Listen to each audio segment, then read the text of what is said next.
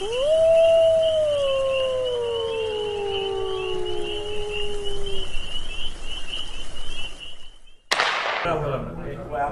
and welcome to Into the Wilderness. We're at Carmen's, joined by Tyler Hart, captain of the Minnesota Wilderness, as we go over the activities that have been taking place with the Minnesota Wilderness hockey team. Thanks for joining us today, Tyler. Thank you for having me. So here we go. Playoffs had started, and you guys were able to get a win in the first series, advancing to the second round. Take a look at the team headlines here, in case you missed it. The first two games were a couple of weeks ago. Those dates were April 10th and 11th. First two games, Coulee Region ended up winning 4-2 and 3-1 here at home. Team then went to La Crosse for game 3, won that game 5-4, and then drilled the Coulee Region Chill in games 4 and 5, 9-1 twice.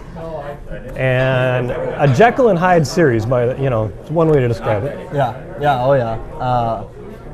It was interesting. I mean, going down 0-2, it put yourself in a tough spot. But with the experience we have, and last year, I mean, we were down 0-2 also to Wenatchee and fought back, brought to game 5, and this year it ended up being a little better than last year. So it was a fun series.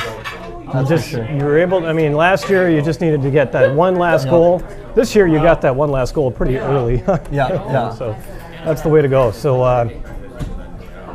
Look at accomplishments for the weekend. The team set a number of records. First of all, goals in a single game. They set at 9 goals, and they ended up repeating that record. Also, goals in a period. They set that with 6 in the Game 5 last Monday. Points in a playoff game record was set. Tyler Klein did that with 4 points, and also with assists in a playoff game with 3. That also ended up being repeated by Billy Exel, and Aaron Miller also picked up 3 assists. So also Aaron Miller picking up, matching that record in points in a game as well. And also want to send out congratulations, as we found out today, they announced the all-rookie team. Yep, I did see that, yeah. So Aaron Miller got the all-rookie team, and then Aaron Miller and Tyler Klein both got the Midwest all-rookie for the Midwest Division all-rookie team. So congratulations to those guys on a terrific season. And I'm continuing on, I guess, with those playoff records. The single game record with goals in a game, Michael Kobach, Aaron Miller, Dan Litchke, Nicholas Ledemaki, all with 2 goals in a game over the weekend. And 4 Wilderness players sit atop the league lead in playoff points. That would be Darian Romenko, Aaron Miller, both of them tied with 7 assists. Aaron Miller leads with 10 points, and Dan Litchke leads with 5 goals. And I guess that when you score 23 goals in 3 games, that kind of thing's going to happen. Exactly. And also Brock Kautz, who we will be talking to here in this episode tonight, picking up his first 3 playoff wins of his junior A career. And his 2.2 goals against average sits 8th in the league for playoff goals against average. And his .923 save percentage also is 8th in the league. He stopped 79 of 84 shots in the weekend. He's busy. Yes, he was. Not as busy as Carlson, though. Yeah, exactly. Adam Carlson, the Coulee Region Chill goaltender. We'll go over more of that when we talk to the coach as to what happened with him over the weekend. But the next round is coming up. We've got Fairbanks. Games 1 and 2 coming up at home April 24th and 25th. And then May 1st through the 3rd. Definitely May 1st, May 2nd and 3rd will be, if necessary, those games will be in Fairbanks. So here's our trivia question tonight. And we want to congratulate the winners of our last trivia question. They ended up winning 2 tickets to the Minnesota Wilderness game. I believe those were spent on Monday night's game. Oh, wow. And the question was, what was the last team that the Wilderness shut out this season? And the answer was the Sioux Eagles. And the question for this episode, who scored the first goal of the playoffs for the Wilderness? If you know that answer, send it to our Facebook page at Minnesota Wilderness NAHL or to our Twitter account at @MNWilderness. So we are going to take a break. We'll come back with Brock Kautz. Welcome back to Carmen's and Into the Wilderness. We're joined by goaltender Brock Kautz. Thanks for joining us. Yeah, thanks for having me. Nice festive crowd here. I think either people are really happy about the fact that you guys are moving on to the playoffs, or maybe there's another hockey game going on here tonight. I don't know. Yeah, there might be something to do with NHL playoffs. There might be something to do with that. We can take some credit, I guess, too. There you go. So how are you doing now? You had some situation over the weekend where you ended up having to go to the hospital. So if you can explain how you're feeling now. Yeah, I'm feeling a lot better. Yeah, it was pretty scary. I had an allergic reaction to medicine I was taking, and it caught me off guard. So it happened Friday morning when we were here before our pregame skate, and progressively got worse. And Saturday I went into the hospital in La Crosse and took care of it, calmed it down a little bit, and then on medicine now, and I'm feeling a lot better. Good to hear. I guess you could say that they were lucky hives, maybe. Yeah, I guess so. Maybe I should keep them. we don't want that. So I was looking at, I don't know if Point Streak has corrected this, but I want to congratulate you on getting your first goal. Yeah, I know. I got a lot of crap from some people. They asked if I scored, and of course I lied and said yes, so I had to explain how it happened, but it was pretty funny that they put my name down. I don't know how you mistake a goalie for scoring a goal, but you know, I'll take credit for it. Somebody didn't look at the position or something there. Yeah. But yeah, I noticed that. And I don't know if they've corrected it yet or not, but by the time this airs, you may not see that. But 79 of 84 shots. You got made 79 saves out of 84 shots in the 3 games. So it looked like it was a terrific weekend. So, but I want to talk about. I guess first of all, if you can explain how this feels. You got a playoff series victory. Yeah, it's the first one. It was pretty exciting when it happened, and especially the way that we did it. Obviously, we started in a hole going down 2 games, and it's definitely not easy to come back from that. We had to go on the road to do it, but we kind of stuck together and just believed in one another, and we tried to take care of business, and we got it done, and it's a pretty good feeling when we can keep playing. I want to talk about that Game 3 when the first period, which I think was the turning point of the whole series, the fact that there were a number of breaks that they had, odd man situations, breakaways, and that kind of thing, and you stood tall. If you can explain this, how you were seeing things differently there in that game from Game 1. Yeah, I mean, going into Game 3, we knew that if we lost, our season was over. So I just tried to make a big save at a big time and boost the confidence and the momentum for our team. And yeah, we gave up a couple breakaways in the first period. Obviously, not the way we wanted to start. I think we were a little tired coming off the bus, but obviously there's no excuse for that. But yeah, I just tried to help out as much as I could and make a big save. And like I said, the team feeds off of that. So I think it helps out a lot when you can do that, or get a big hit, or have something good happen with the team. So no, I think like you said, it was a turning point in the series, and we knew we had to win 3 in a row. And like I said before, we got it done.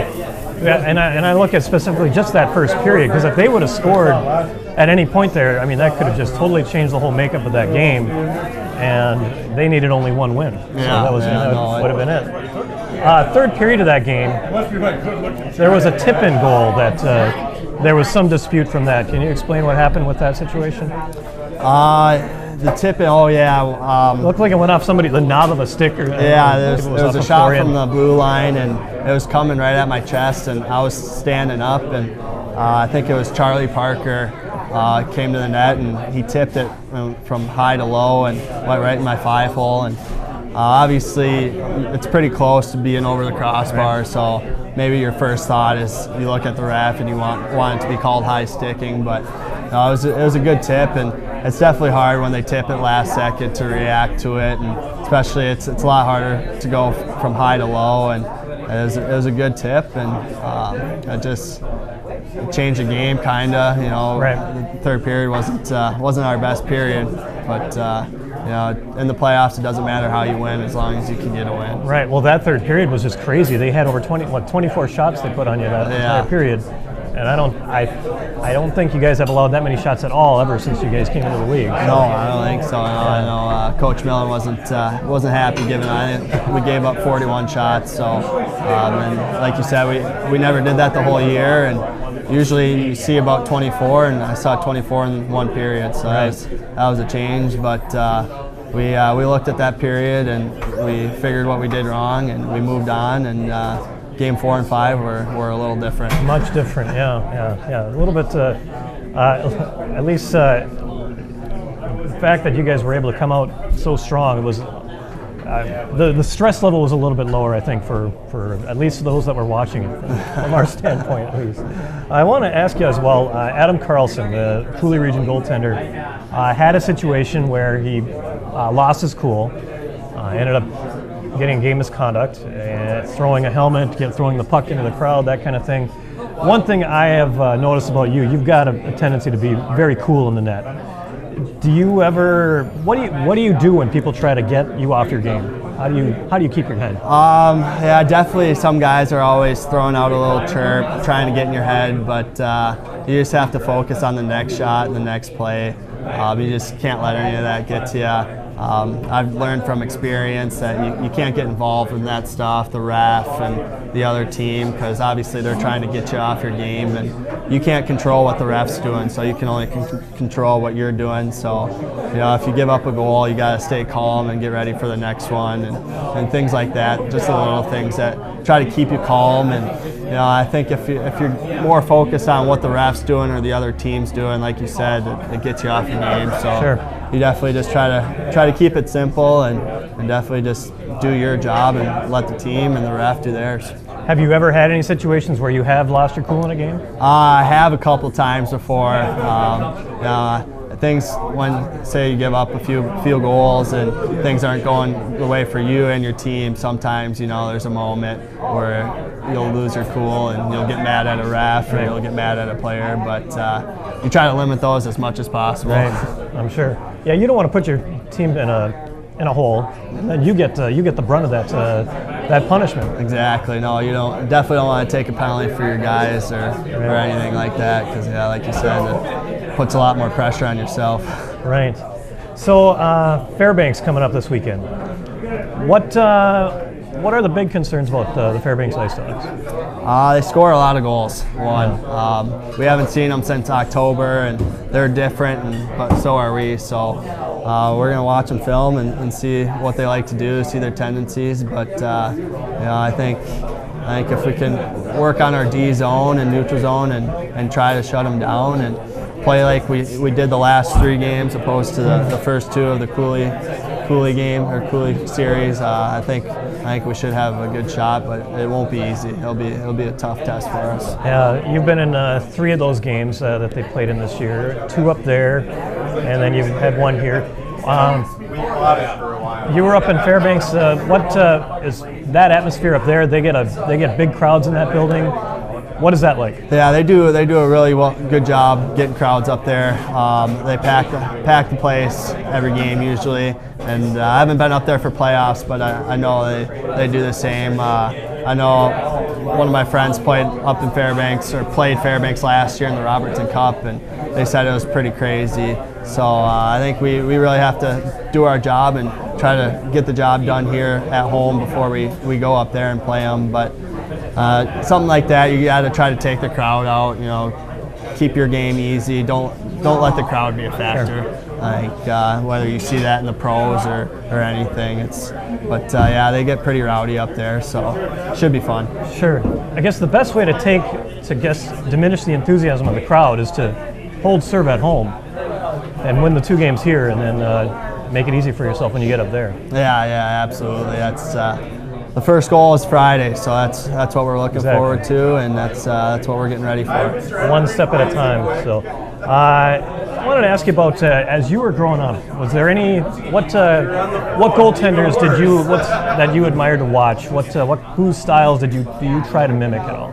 I would say now, over like the past 5 years of playing juniors, my favorite goaltender is Jonathan Quick. Okay. I won't say I'm like him, but I try to play like him. He's flexible, and he lets his athleticism take control sometimes. And obviously he played on the Olympics, and he's pretty good. So, but obviously it's hard to compare yourself to an NHL goalie. Right. We're not quite there yet, but right. So no, well, you wouldn't be the first to compare yourself to an NHL goalie. So. No, but yeah. There's a few that you look up to, and obviously you growing up you watch NHL and even college and things like that. So you find little things in their game that maybe you try to put in yours, and so just little things like that help you out. Sure. Have you been keeping an eye on the playoffs at all? NHL playoffs? Yeah, the NHL playoffs. A little bit. Been more focused on us, but I'm from Rochester, Minnesota, and I love to see Devin Dubnyk hold ground for the Wild, and hopefully they can continue to do that. Right. The game on it would be last night from our position from where we're recording here. Pekka Rinne had a situation against the Chicago Blackhawks. He lost the puck in his equipment. It took them about 5 minutes or so to find the thing. It was stuck in one of his shin pads. Ever have a situation like that before? I don't think it took 5 minutes to look for it, but we do wear a lot of pads, so sometimes the puck does get lost, and sometimes you don't feel where it's at. But no, I haven't had the ref have to search me and try to find it. Yeah, it was. Went to stop the puck as it was being cleared along the boards, and he came back to go to in front of his crease, and they didn't know where the puck was. And he was taking his jersey out. They were looking to see if it might have been caught in his breezer. Wow, I didn't see that. It was it was something to watch, really. Okay, and so before we wrap up here, you've got your old team Janesville in their North Division final, going up against the Sioux. You're familiar with both of those teams, having seen the Sioux and your old mates are playing. I guess, how do you see that series playing out? Obviously I was in Janesville for 3 years, and I haven't seen them play this year, but I know quite a few of the guys on the team, and obviously they set a record this year with 100 points, and they're doing well. But the Sioux, it's not an easy place to play in. That rink's got a lot of history, and it's a little different than your average rink. But it's playoffs. It's anything can happen. We've seen some weird things happen. So obviously, like I said, I have a lot of friends on the team, but I'm not too concerned about what's going on there. I hope that we do well and continue playing, and any chance you get to play in April or May, it's truly a blessing at this time of year. Well, we got a tweet from your old billet parents in Janesville, wishing you luck the rest of the way. So they were hoping to see you guys at least once here in these playoffs, and maybe one step at a time, I know, but that's one thing. If you can look forward to something, maybe that's something that can happen. Yeah, no, they definitely support me still, and we stay in touch, so that's always nice. And along the journey of juniors, I've stayed in contact with a few of my billets, and it makes it a lot easier when you have a lot of people coming out to support you, and it's definitely nice. Sure. So this journey here, I guess trying to stretch it out one game at a time here, and I guess this is the point in time when you really got to dig in and try to get that extra game going for you. Yeah, exactly. Yeah, it's winding down here, so you can't take it for granted, and you just try to enjoy it every time you're out there and do what you can to succeed. All right. Good luck this weekend and the rest of the way, Brock. Thanks for joining us. Awesome. Thanks for having me. All right. Brock Kautz. We're going to be back with the head coach of the Minnesota Wilderness, Corey Millen. And we're back on Into the Wilderness, and we're joined by the head coach, Corey Millen. Thanks for joining us. Hey, my pleasure. Yeah, you're in better spirits than before I talked to you on Monday night. a little bit more. I guess you got that series done. That's got to be somewhat of a good feeling. It's a little bit of a monkey off mine and our team's back. Yeah. I mean, a lot of discussion about that last series and kind of the tale of two series, two parts to it. But good news is, we prevailed and we're moving on. Yeah, well, congratulations on getting the first series victory. The last two, went 5 games for you, going back to when you were with the Alaska Avalanche and last season. But this one, I think, you talk about what a roller coaster ride a season can be. We saw a roller coaster ride of a playoff series. Everything started with the first 2 games. Game 3 by itself was a roller coaster ride, and then how you guys just rolled right through. Just remarkable. Yeah, you're right. It started off pretty rough. I don't think we played the way we wanted to first game at home here, and then they obviously got a little excitable, and then they played really, their goaltender played really well in game 2, and all of a sudden you dig yourself a hole, But I think one of the messages we talked about before going there to game 3 is that the bad news is we dug ourselves a hole, but I think it's a team we can beat 3 in a row, and fortunately for us we did do that. Right. I want to talk about game 3 specifically. That one, because when you look at when I mentioned about how that game in particular, I thought that was a good synopsis or encapsulates the way that your season went. The start was sort of good, but you had some things that could have gone better. You gave up a few breakaways in that game, and second period was tremendously good. Middle of the season was very good for you guys, but then it kind of ended kind of rocky, but you guys were able to pull it out in the end. But I thought that first period of that series was the turning point of the series with the way that Brock played. Yeah, and I think you're 100% right. I think Brock, I think Brock doesn't save any of those 2-3 breakaways in the first. Right. I think we might not be able to get out of it. Right. So from that perspective, I think it got him confidence, it gave us confidence, and then we get a bounce on that first goal and get the lead, the first lead of the series, and we started to play a little better. I agree. So the Adam Carlson suspension we talked about, or the non-suspension, which ended up being, you think that might have been a good thing for your team? That's really hard to say. He's the kind of guy, when we talked prior to the series about the Cooley Region team, he's a dynamic about that can cause problems for teams. When he plays well, he's very good. Again, though, he has his moments where he can lose concentration. He can get distracted, and then he doesn't play as well. So,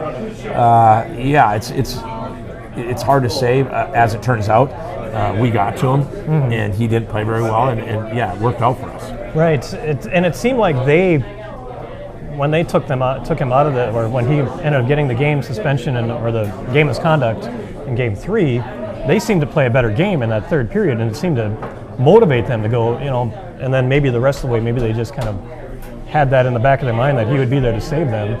And then I think you guys, being that competitors that you are, want to be able to play against the best competition. Well, yeah, certainly the bottom line is you want to win. Right.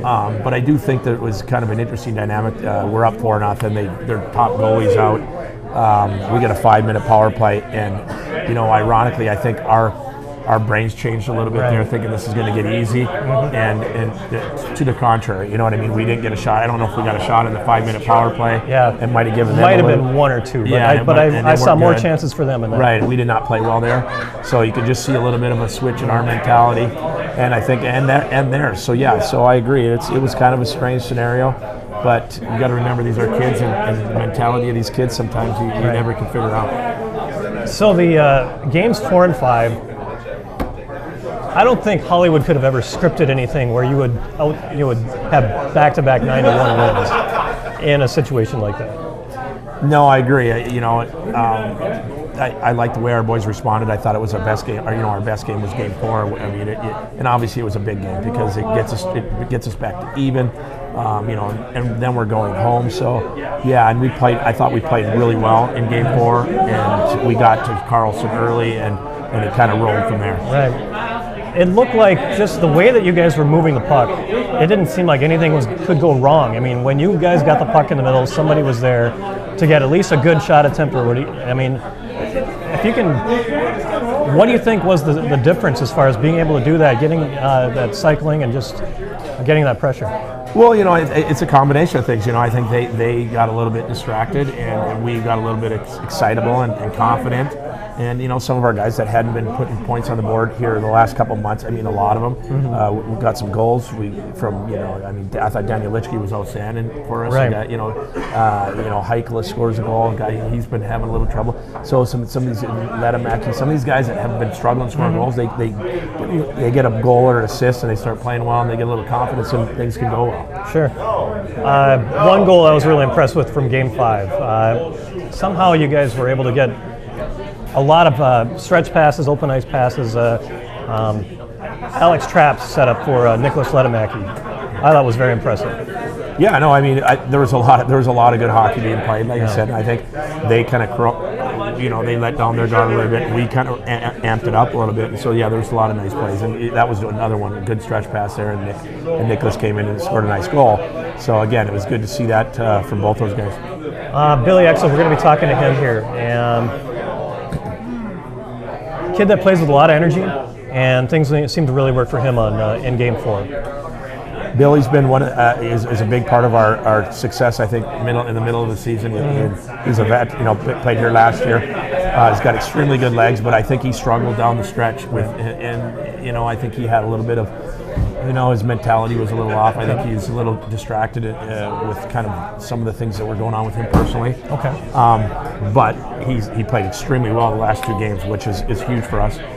He's a big player for us, and when he plays like that, he's a big impact for us. And it seems like when he plays well, the whole team kind of rallies around him. No, for sure, because he's such an important player for us. Right. And when he doesn't, there's a hole there. So he's an important player for us, and we've talked to him about it. And when he plays well, he does. He fills a big hole, an important role. So we're going to need him to play well against Fairbanks. Sure. And about Fairbanks,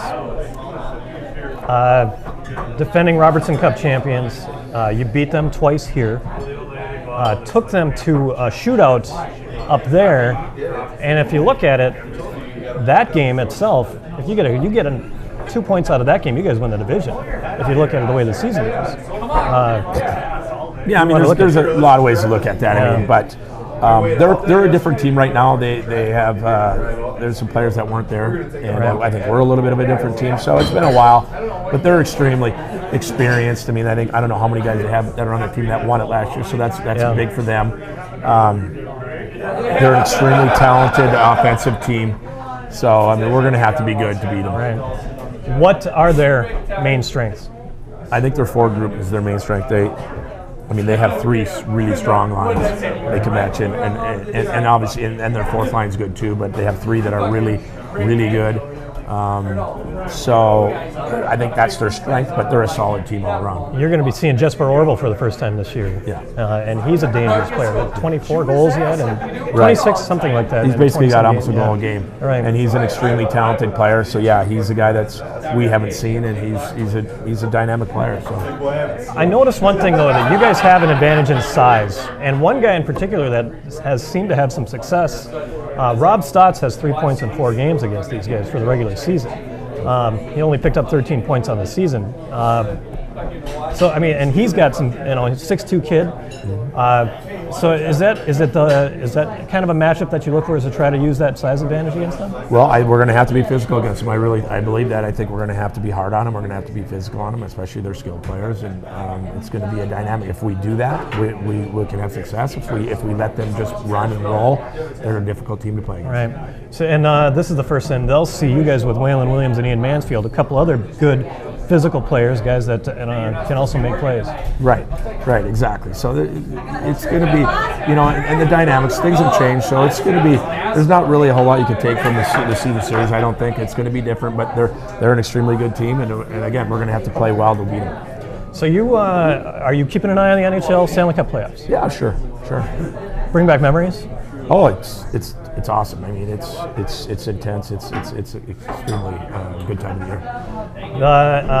The LA Kings run. Are you able to translate any of that experience to some of the kids here? And well, I mean, I don't know if they listen to me. You know, I'd like to. I'd like to think they do, but you know, one of the things I try to plant some seeds like that, and I hope that we can have some success because you know the Kings came back from a 3-0 deficit last year with the San Jose in the first round, and that propelled them to the Stanley Cup. So those type of things, those type of dynamics do have good impact on teams, and let's hope that that's something that happens to our boys. When you see it happen outside, you can always use that, know in the back of your mind that can happen. Right. Are you keeping an eye on stick blades? Curves, and that kind of thing. Making sure that doesn't enter into my mind anymore. No. Do they even? I mean, I'm talking. I guess. I don't think they have them. The name Marty McSorley doesn't raise the ire at all. Yeah, it does. No, Marty. Whatever. He's. Yeah. It's a fun topic discussion sometimes, but unfortunate scenario. No hard feelings at all or anything? I mean, obviously, nobody on that team's happy about that. Right. But what are you going to do? You know, it is what it is. Do they even stick blades? I mean, do they even keep an eye on that anymore? I think that's a good question. We just talked about that. I don't think that there is any. I think they've eliminated curves, stuff like that. And I don't know that it's part of the rules anymore. I don't know. Do you guys even keep blow torches in the locker room anymore? No, the sticks these days. You can't, because they're basically you can't use that now. Right. So, all right. Well, good deal. Well, that basically takes care of it. We wish you luck for the weekend and this upcoming series. It should be a heck of a battle. Hopefully, yeah. All right. Thanks for joining us. Yeah, appreciate it. Coach Corey Millen. We'll be back with Billy Exel on Into the Wilderness.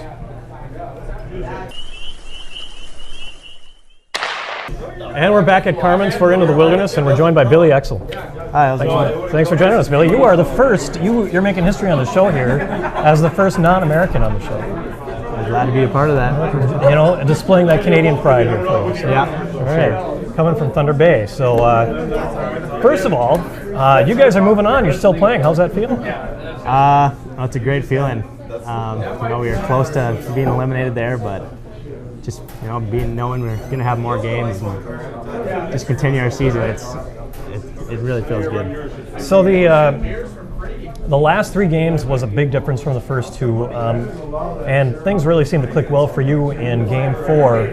What was the difference, I guess, as far as what you guys were able to do and how you guys were able to get success in those last 3 games? We know going into the game it was a do-or-die game, so I mean you got to have the mentality that you're really going to do anything it takes to win. So I think when our whole team got on board, we didn't want to be eliminated. We knew we wanted to go to the next round. So I mean everyone bought in, and just really gave it all we had.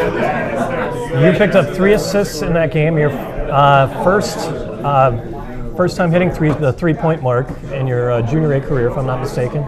The 3 assists was that matched Tyler Klein's mark from the night before. But they talk about 3 assists. You did that in succession, and now if that were goals, they'd call that a natural hat trick. And I know in some leagues they call that a playmaker if you get 3 assists. Do they have anything like that? There needs to be something. I don't know if there is something. Yeah, maybe they have to come up with something. Yeah, I mean, if you throw a hat on the ice for a goal, they should for getting a hat trick. They got to do something. I think they got to do something. Maybe socks or something. Something else. Yeah, they have to come up with something there. Yeah, I don't know. Socks, gloves, something. I don't know. But that would be fun. But you scored a huge goal on Monday. If you could walk us through what happened and how that play developed. We just got the puck deep there, and Litchie was in great position. They were coming out, and he stopped him. And I ended up picking up a loose puck there in the battle, and just their defender was on me, so I tried to get my feet moving quick there and just take it right to the net. And I just got a quick shot off and beat him high. So it was Litchie made a good forechecking move again, as usual, I guess. Yeah, Litchie was in the right spot to keep the puck in the zone there. Sure. So a shot like that, you were basically looking for that, weren't you? I was looking. When you get in tight there, you got to get it upstairs. So I was looking to just get a quick shot off. Yeah. A shot like that is not something that anybody can do how often is it that? How often did you spend, I guess, as a youth practicing the shot? You definitely spend a lot of your time, so it's an important part of the game. I know coach hasn't been too happy with me missing the net in practice, so it's something definitely in the last month or so I've had to work on a lot. Really, he's gotten on your case. Yeah, I mean I've been missing the net probably more than everyone else has. So he's had me do push-ups when I miss the net, so I guess it's helped a lot. Oh, really? Yeah, helped me focus a little more. Okay. Well, that builds up the upper body strength at least then too. So at least you got that. For sure. Well, that doesn't hurt as far as getting a good shot away. I just want to warn you. I did some research, and I'm not going to name my source, but I did get some information about some things for you. But I understand that you did have a backyard rink growing up. Yeah, I did. So I'm sure that had to help growing up and getting the skating legs under you and all that. Yeah, kind of thing. I mean, when I was a kid, I was probably out there every night, having my friends over, or playing, working on things with my dad, and just spending time out there. Right. That's really where you can develop when you're young. What's a shooter tutor? Shooter tutor. Probably got a big one in my garage. Just I don't know how big it is. Probably a 15-foot tarp. Okay. Hanging across the whole garage with a net and 5 pockets on it. Okay. Just to practice shooting. Just to aim your Working on your shot during the summer. Okay. So that's your time during the summer then. Yeah. That's where I get my shooting in. Okay. And I understand that you had an epic crawl space arena. Yeah, that was actually in my old house. We had it wasn't too big, but the roof was low in the crawl space. Okay. Probably about 4 or 5 feet high, and we had some small nets down there, and we'd have some pretty intense games down there. Me and my friends, or my dad would come down and play when I was younger. Oh yeah. Yeah, it got pretty exciting down there. It was lots of fun. Crawls, and so we're talking knee hockey, or were you? Yeah, you gotta. I remember we had there was one light hanging from the roof, which the roof was only about 4 feet high, and if you stood up, that light got broken. I can't even count how many times. Just people just hitting their heads on it and just smashing it. No kidding. Yeah, so you got to stay on your knees there. But I mean, when you're little, it's not as bad. So it was definitely a good time down there. I suppose, huh? You get a few scratches here and there, and it's nothing. Yeah. So I hear that there was a tradition of a shaved head that you guys did when you were younger. Yeah. Back in when we were a little younger, we used to all get together and cut our hair real short during the season or after the season in the summer months. Something I got away from. Yeah, when I heard about that, I was thinking, well, why not this year? Is that not going to happen? I don't know. I guess it just didn't happen this year. Not a lot of the guys were in on it. So. Right. I remember when Bismarck was up here, I saw they had shaved all their heads for pay tribute to a cancer patient and that kind of thing. But I thought, when I saw that, I thought I was walking into a military barrack or something like that. So, and I understand that you tried out being a goalie for a little while. How'd that go? Yeah, that was when I was younger. I thought I wanted to be a goalie. Then once you get in net there, we had a pretty good team, so I wasn't getting too many shots. So right. I didn't end up liking that. Just standing there. I like to rather be in the play more all right. the time. Yeah. Don't like to be able to just wait for things to come to you. You want to be proactive. Yeah, and I want to be in there. I guess there are some goalies that do want to get into the play, but that makes a lot of coaches unhappy sometimes. Yeah. All right. Tell us about. You've got a lot of speed on the ice. So I understand that you ran track too.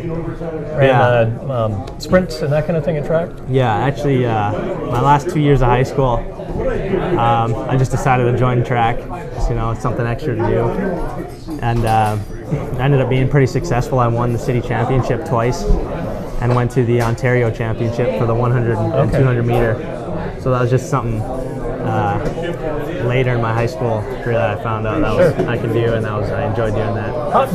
Did that help at all as far as hockey training? Well, I think hockey training probably helped more with that. Okay. Just having all that speed, but definitely when you get back to hockey, practice running and conditioning, it definitely helps. Sure, yeah. You get those short bursts up the ice, if you can get those legs going. I imagine being a sprinter can help with that.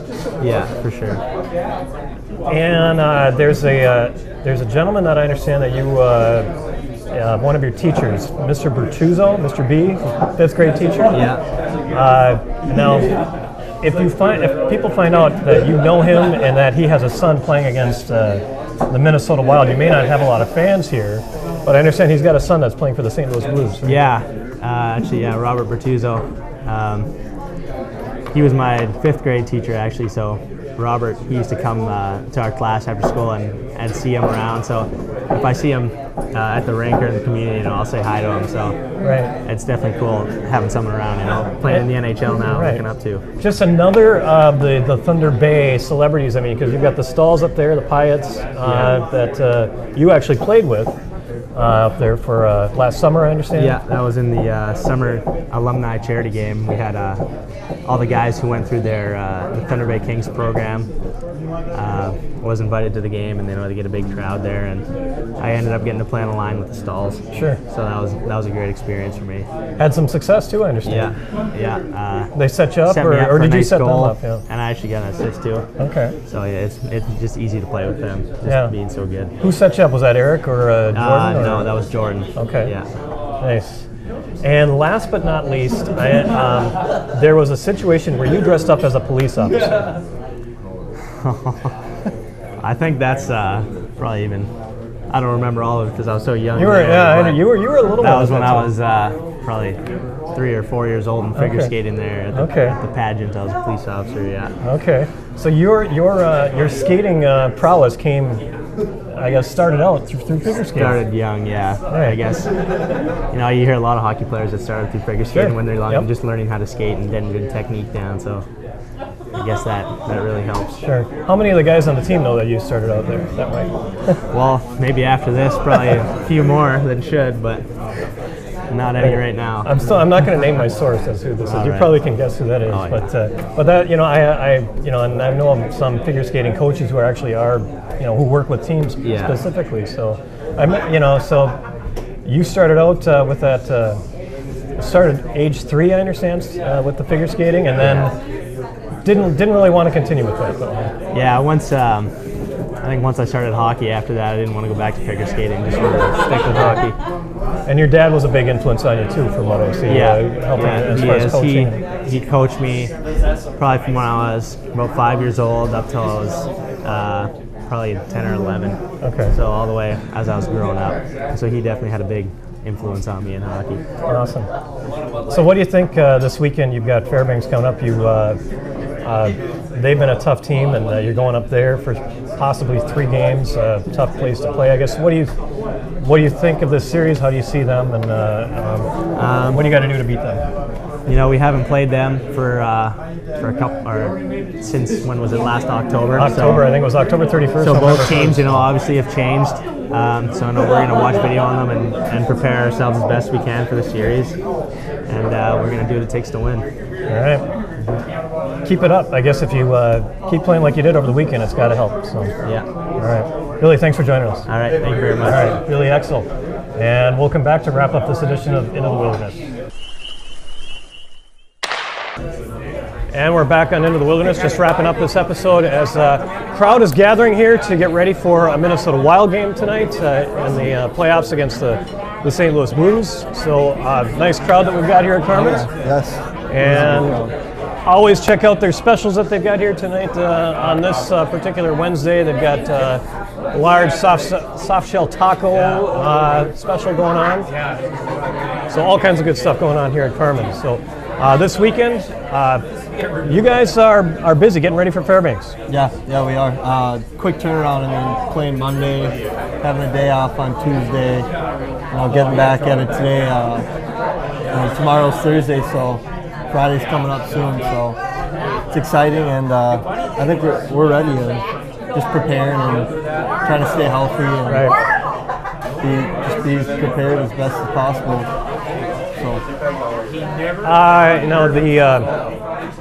The tickets for this weekend's games can be purchased in advance at B&B and at Southgate Pizza. As far as community work, that type of thing has toned down, from what I understand, for the playoffs. But you guys were busy throughout the year. Yeah, no, we were very busy.